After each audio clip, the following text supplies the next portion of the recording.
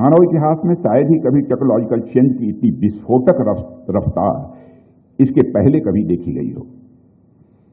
और इस unprecedented speed और अनप्रेडिक्टेबिलिटी के इफेक्ट को समझने के लिए रशिया यूक्रेन कॉन्फ्लिक्ट का उदाहरण आपके सामने है।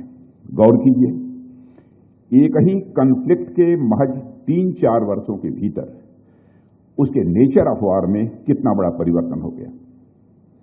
इस कॉन्फ्लिक्ट के शुरुआती दिनों में हमने देखा कि यह एक कन्वेंशनल कॉन्फ्लिक्ट की तरह शुरू हुआ, जिसमें टैंक्स, मिसाइल्स जैसे इक्विपमेंट रिलेवेंट थे, लेकिन धीरे धीरे यह युद्ध का स्वरूप बदलता चला गया। और हमने देखा कि किस तरह ड्रोन्स और सेंसर्स इस युद्ध में गेम चेंजर बनकर उभरे हैं।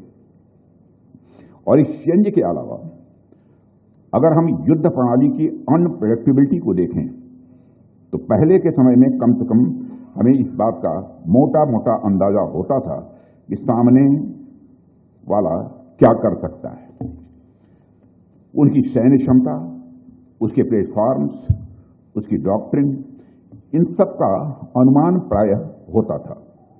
लेकिन अब लगातार एक ऐसा सरप्राइज एलिमेंट सामने आ रहा है जिसके बारे में पहले कभी सोचा ही नहीं जा सकता था।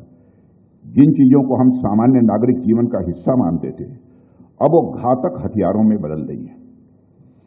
क्या कोई सोच सकता था कि एक सामान्य सा लगने वाला पेजर एक बम बन जाएगा? लेबनान और सीरिया में जो पेजर अटैक हुआ, उसने युद्ध पद्धति को के बारे में नए तरीके से सोचने को पूरे विश्व को मजबूर किया है।